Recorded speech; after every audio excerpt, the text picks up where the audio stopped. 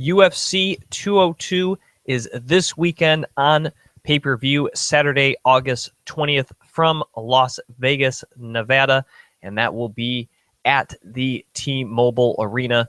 Jim Graham here for Beyond the Cage, breaking down the main card and eventually picking the main card fights on this week's episode of Beyond the Cage. Before I get to my main card breakdown of the 5 fights that will be shown on pay-per-view, this undercard for UFC 202 is stacked, featuring some top 10 fighters in the world in various weight classes. On the Fight Pass portion of the card, headlining that part, currently ranked number 7 in the UFC's welterweight division, Neil Magny takes on Lorenz Larkin.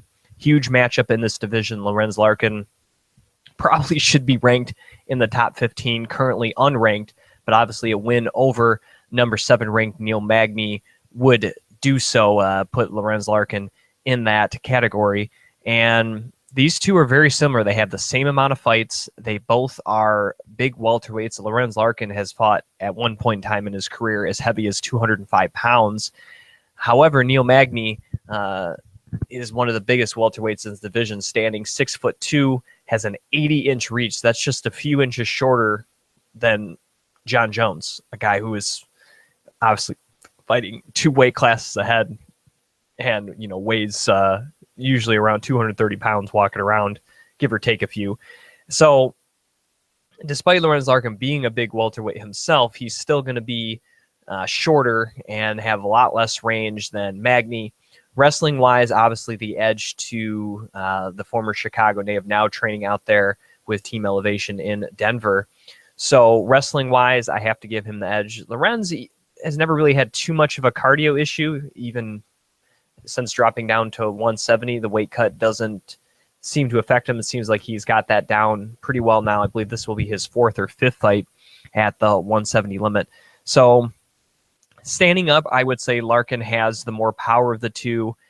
He probably is going to be a little quicker, but again, he has to figure out how to be able to get inside that reach of Neil Magny, who has really learned to develop and use that reach to his advantage and keep people on the outside. And also, I think in his last fight against Hector Lombard, he obviously got caught by a guy that's much shorter. Obviously, a very powerful individual in Hector Lombard was able to come back and win that fight. So this is a guy that can take a punch. This is definitely a guy that has the ability to recover and has no problem going 15 minutes. So this is a big fight for both gentlemen in this division, and I'm really looking forward to it. On the FS1 portion of the prelims, 2 former guests to be on the cage, randamarcos and Courtney Casey, will battle. This is a very interesting concept because Randa's definitely aggressive, but she's more of a grinder. She likes to get inside, take you to the ground, and really try to outwork you in that category. Her stand-up's improving. Of course, she's training with our good friend Darren Cruikshank and the fellas there at Michigan Top Team over in Dearborn. So her stand-up is still improving, but I would say Courtney Casey probably a little better in the stand-up category. However, if Courtney gets put on her back, that's obviously not where she wants to be. So Courtney has to do a good job in this fight of, if she does get to the ground, she has to be able to get right back up. She can't stay on her back for too long. And Courtney's always a pretty aggressive fighter in her own right. So I think this is actually going to be a pretty entertaining fight. Courtney really likes to bring her fight to her opponent. So if Randa shows any fatigue at all, I think that really favors Courtney Casey. And again, the real big key here is the stand-up game. If Courtney can keep this thing standing, I think she's probably a better stand-up fighter than randamarcos. But if it goes to the ground, Courtney's going to really have to be aggressive, continue to be aggressive in terms of trying to get back up, because randamarcos has very good top control, and that's probably the best part of her game. So you don't want to allow her to have that part to get a victory. Also, former Ultimate Fighter runner-up Artem Lobov will take on Chris Avila. That should be a good one. Also, very excited for this. Another former guest to be on the cage. Raquel Pennington takes on Elizabeth Phillips. Pennington is coming off arguably the best win of her career, defeating Betch Kahea earlier this year by split decision. And Elizabeth Phillips has kind of had some mixed results so far in the UFC. Obviously, she's going to be a little taller than Pennington, as most fighters at the bantamweight division are. However, she did finally get her first win in the UFC, defeating Jessamine Duke. But that was all the way in July of last year. and that was in Chicago. Her previous two efforts in the UFC were in 2014 when she lost to Milana Duvea as well as Valerie Raturno. That was her UFC debut. So not only has she had mixed results in the UFC, she hasn't fought for over a year, and she's now currently going to take on the number 8 ranked girl in this weight class. And actually, she's actually listed as shorter than Raquel Pennington, which doesn't happen too often that someone's shorter than Raquel. She's one of the shorter girls in this division. So Elizabeth Phillips is going to have her work cut out for her. Pennington has very good boxing, great cardio training there in Denver, and is a girl that I think is developing in her grappling, good takedown defense, and really has shown an ability to finish girls in odd places too. She's had a couple of good submission victories as well. I think she's really improved since her time on The Ultimate Fighter. I think she's a lot better than the 7-6 overall record that she sports heading into the octagon. So I think for Phillips, you really have to be aggressive on Pennington, make her back up. Pennington's really good when she's moving forward. So if you're able to counteract that and keep Pennington backing up and trying to counter, that's not typically her game. She likes to stay kind of in your face. She likes to stay busy. She likes to throw punches and bunches and definitely likes to move forward. Grappling wise, I think Phillips maybe is slightly better, but I think she'll have a tough time getting Pennington to the ground, who does have pretty good takedown defense. Highlighting the FS1 prelims will be another former guest here of Beyond the Cage, Cody Garbrandt, as he takes on Taki Mizugaki, fresh off his main event victory back in May over Thomas Almeida. Garbrandt looks to continue his undefeated record, currently sitting 9-0 against one of the longtime veterans of the bantamweight division, the UFC, as well as the WEC, and Taki Mizugaki.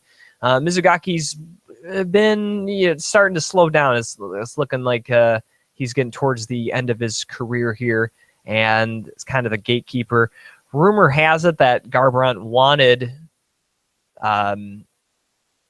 Brian Caraway at UFC 203 in his hometown of Cleveland. However, Caraway's unwillingness to take fights against top fighters continues to happen, and it looks as though that matchup wasn't going to happen, or Caraway said he wouldn't be ready, whatever the case may be. So I guess the next available guy that the UFC could give Cody in a short amount of time was Mizugaki, and I guess they stuck it on 202 instead of making him wait to 203. So unfortunately, Cody won't get to fight in his hometown. Maybe, I guess, if he wins, maybe there's a short notice fight. There is a matchup in the bantamweight division, Jimmy Rivera and Faber. Faber typically doesn't get hurt unless there's another bantamweight, but who knows? He could maybe somehow factor in that card if he gets by Mizugaki quickly. But obviously the factor for Cody is to keep the standing. Mizugaki, good top game, probably a better submission guy too.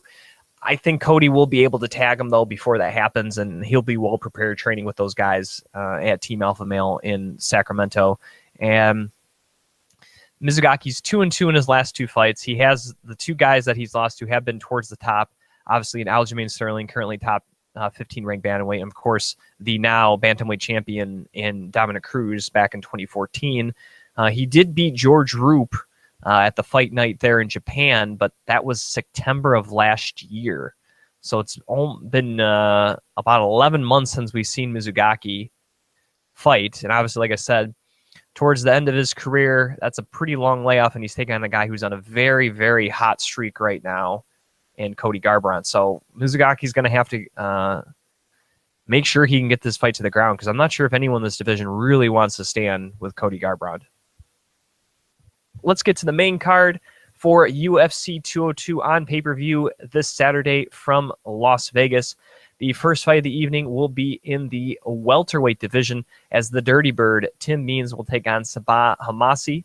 I believe Hamasi was on the Ultimate Fighter not too long ago. And that was the season of American Top Team versus Black Zillions. He, however, did not fight on that card, that Ultimate Fighter finale. He has, however, fought in Strikeforce and Bellator veteran, and most recently has fought in Titan FC, as he's won his last 3 fights overall. And in his career, 11-5, 8 of 11 victories by knockout. And he's a pretty tall guy, much like Tim Means for this division, standing at 6 foot, fighting in the welterweight division. Looking at Tim Means, he, of course, is coming off his suspension, And as I kind of stated earlier this year, kind of when I was talking about the Jon Jones thing, Jon Jones is using the lawyer that helped Tim Means get his suspension reduced from, I think it was going to be a year to just 6 months for the substance he tested positive for. I forget what it was. And he was, again, supposed to be in the main event against cerrone. That was back in February. That fight was supposed to happen. So he's been on action since defeating John Howard, knocking him out in the second round at the UFC Fight Night 80 there in December of last year. Overall, in his career, 25-7, 17 of 25 victories by knockout. And since returning to the UFC, this is now his second stint, he has put up a pretty impressive record, going 5-2, only losing to tough guys like Matt Brown and Neil Magny.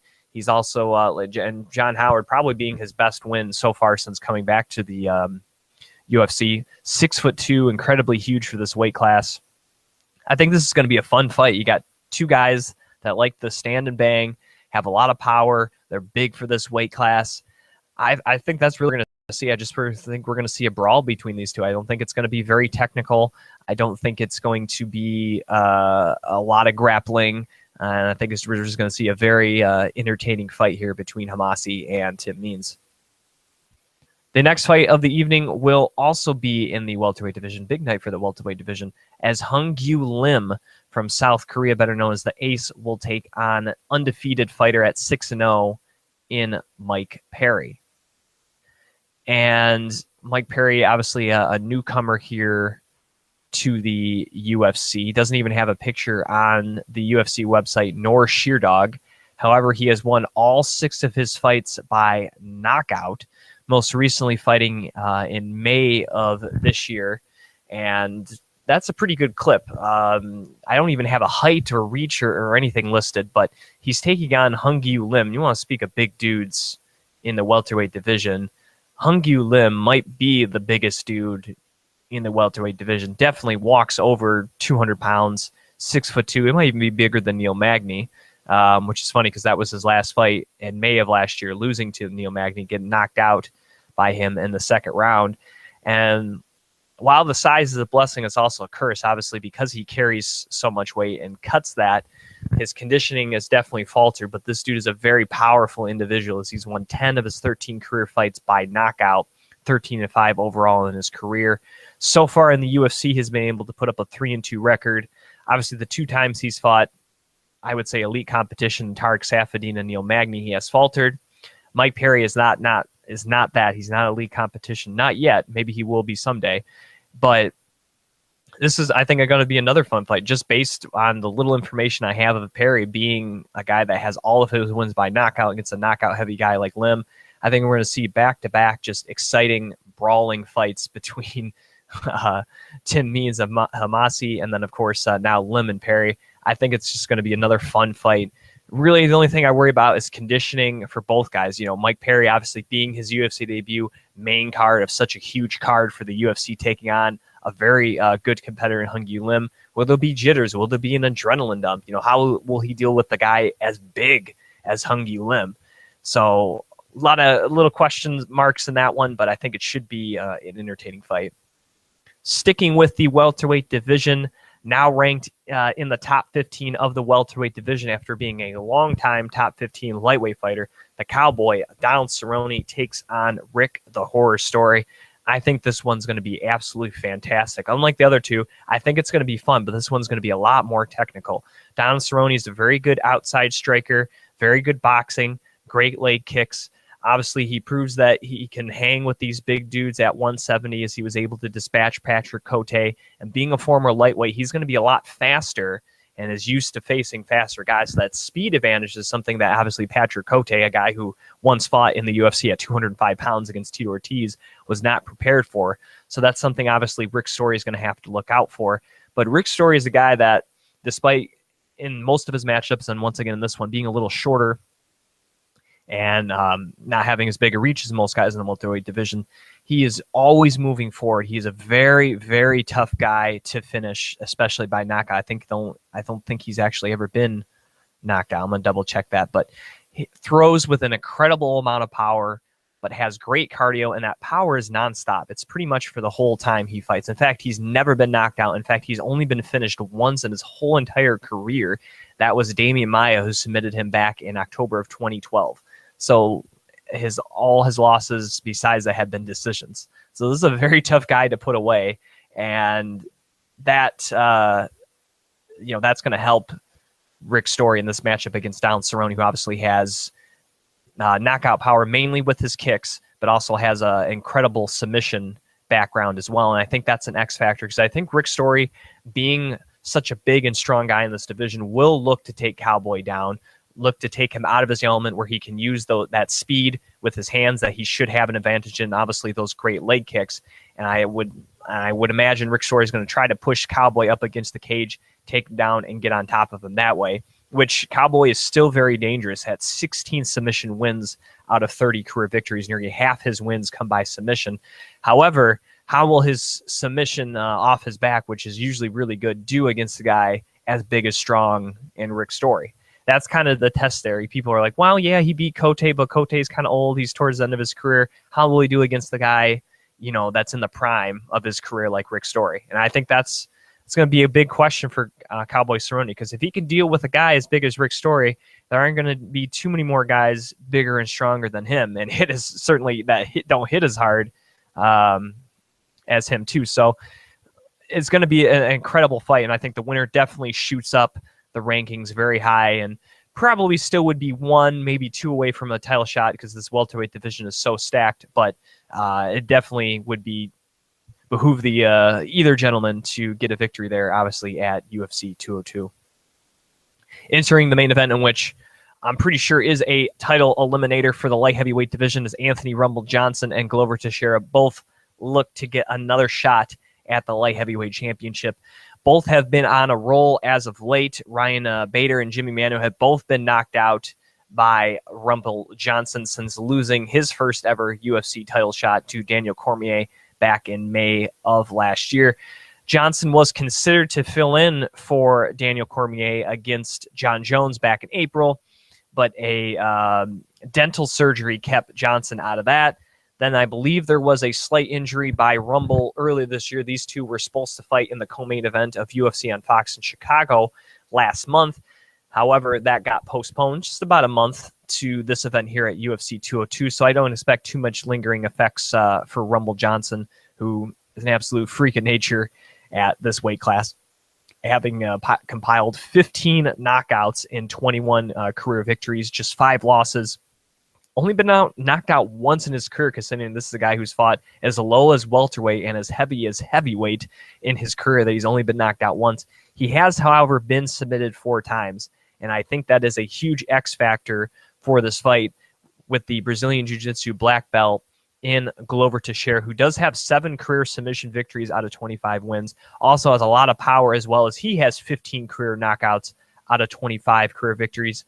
And since losing his title shot and then the fight after to Phil Davis, those were both in 2004, the only times he fought in there, he has really picked things up as of late, winning 3 consecutive fights, all by finishes, submitting Ovin St. Preux, knocking out Pat Cummins, and then knocking out Rashad Evans earlier this year in April. And the Rashad Evans one is good because Rashad obviously preparing for Glover. He is one of the main training partners for Anthony Rumble Johnson there at the Black Zillions down in Florida. So obviously, Anthony, I'm sure, was probably helping Rashad prepare for that matchup, both physically and obviously tactically, probably helping him look over tape, knowing that a possible matchup against Glover would be in Johnson's future. So I got to believe Johnson has a pretty good idea of what Glover is going to bring to the table. And I really think that Glover, despite his good stand-up as well and the way he can eat punches, Rumble Johnson just has that ability to knock anybody out in any division he fights at. This dude has just raw, unbridled power. And yeah, Teixeira's got some power too, but I don't know if anyone's can compare with Rumble Johnson's in any division. And realistically, Glover has to get this fight to the ground. That is obviously Rumble Johnson's weakness, but he has to set it up. Obviously, if you watch that Ryan Bader fight, Bader just thought, I'll take Rumble to the ground and I'll ground out the decision, or possibly flip him over and get a submission. But you can't just shoot in willy-nilly. You have to set things up. You have to work for the takedowns. You have to make Rumble Johnson tired. Even if you don't get the takedown, just tying him up in the clinch, now allowing him to get space to uncork one of those big, powerful bombs that he is capable of. That's what you have to do, because obviously Ryan Bader failed in that attempt. And even look at Phil Davis. Phil Davis failed. A great wrestler like him could not take him down. And Rumble Johnson was able to hold up strong for 15 minutes. And the fact this fight is 15 minutes to me really helps Rumble Johnson. The fact that this is not a 5-round main event, where I would definitely favor Glover, who's just an absolute machine, who just keeps coming. He's almost always at the same pace from round 1 than he is at round 5. So this really benefits Rumble Johnson, the fact that this could only go a max of 15 minutes, a guy who has had trouble with his gas tank in any division that he's fought in. So in that instance, Glover kind of has to not only work for the takedown, but he has to set it up. Also, I think for Glover, I think it's beneficial to try to get this fight into the 2nd or 3rd round. It really is, because I think that's when Rumble Johnson starts to slow down, is when this fight gets mid-2nd and into the 3rd. So if Glover can stay away from the bombs for 8-9 minutes, I think he might be able to get himself a decision or get a submission victory. Looking at the main event of the evening for the 2nd time, the rematch. Nate Diaz against Conor McGregor once again, and it will be at the special weight of 170, which it was the first time. McGregor, of course, currently the UFC 145-pound champion, lost for the first time in his career since losing to Joe Duffy back in November of 2010. It was nearly 6 years since Conor McGregor had lost, losing to the former Ultimate Fighter winner. Of course, Conor, all of his losses have been by submission, all 3 losses. 19 wins, 17 knockouts. He only has 1 submission victory to his credit. That was back in 2012 when he defeated Dave Hill at Cage Warriors 47. Nate Diaz, of course, that is what he's known for. 12 of 19 career victories by submission. He does have 4 knockouts mixed in there. Has lost 10 times. He's only been knocked out once, only been submitted once. And most of his losses are by decisions. He's lost 8 decision fights. He is a very tough guy to finish. Has not been finished since Josh Thompson knocked him out in April of 2013. That's the only time he's ever been stopped by knockout. He's been on a pretty good streak since losing that fight, though, winning 3 out of his last 4 fights, being the likes of Gray Maynard, Michael Johnson, of course, Conor McGregor. His only loss coming to the former champion, Rafael Dos Anjos, back in December of 2014. And even with a full training camp, full notice, what weight it's going to be at and all that, I just don't see how this fight plays out any different. I actually went back last week, rewatched this fight, and while Conor, I think, did throw a lot of things more harder, maybe a little more reckless than he usually does, being up a weight class, his style is to move in, move out, throw minimal punches for maximum damage. That is Conor McGregor's status. And more times than not, he's been able to land that one kick, that one punch that drops his opponent. He's able to finish them, jump on him quickly, and walk out with a victory. That's typically how he has won his fights, and that's what he likes to do. He likes to land a big knockout and get out of there. However, I don't think that's how you defeat Nate Diaz, or a Diaz brother, for that matter. How you beat Nick or Nate Diaz is either tremendous wrestling with top control to negate their jiu-jitsu, like a George St. Pierre or a Ben Henderson, or you try to outpoint them using great movement, leg kicks, and in-and-out jabs to frustrate the Diaz brothers, who like to talk, do like to move forward, but at the same time hold their hands down, sometimes eat more punches because of their ability to take a punch. They don't usually have as great a defense as they could have. So looking at the strategy to kind of beat them, similar like Carlos Condit kind of did to Nick Diaz, Conor McGregor has never really shown that in any of his fights in his career. In fact, he's only won 1 fight by decision. That was his 2nd ever UFC fight against Max Holloway, where I think he had an injury either coming into that fight or happened during that fight. So this is not a guy who likes to work his opponents with that footwork and move, likes to outpoint them, likes to stay on top of them and grind on them. That's not Conor McGregor's style. And to me, that's how you're going to beat Nate Diaz. You're not going to beat him with looking for that one punch that lands, and you're going to knock him out. That's just not how you beat him. Not to mention the size advantage that Nate Diaz has, him being 6 foot and having a huge reach, currently listed at 72, 69 for McGregor, which is pretty impressive considering he's only listed at 5'8", but Nate Diaz is 6 foot. So, and not to mention Conor McGregor normally fights at 145 pounds. He'll be fighting at welterweight. Nate Diaz has fought before this fight 4 times in the UFC in the welterweight division, compiling a 2-2 record. So this is a guy that obviously is one of the bigger lightweights in the UFC. So him fighting up 15 pounds on full notice camp, I don't think is going to make a difference. And just even though Conor's preparing this one differently, maybe he's taking it more serious than he has any other fight in his career, I just don't know how he drastically changes his strategy and his MO for one fight. And I think that's a big deal to me, is that can he change that strategy? Can he sit back more? Can he move in and out? Can he land pitter-patter shots? Because he not worry about that big flashy knockout. Obviously, his jiu-jitsu is, regardless of how much time he trains, is probably never going to be on par with the level of Nate Diaz. And obviously, that's the X factor. Even if Conor knocks him down, Nate Diaz, even in a scramble, could hook a leg, hook an arm, grab a choke. And obviously, if Conor, even if those big punches aren't hurting him, Nate Diaz, great cardio, he hangs around, he'll accumulate those punches eventually. You know, he's typically a slow start. He can accumulate the punches. He can maybe wear Conor around and get him for another submission. So I think it's going to be really tough for Conor in just a span of 5 months to completely change his normal MO just for one fight. Let's get to the picks here for UFC 202. Tim Means against Sabah Hamasi.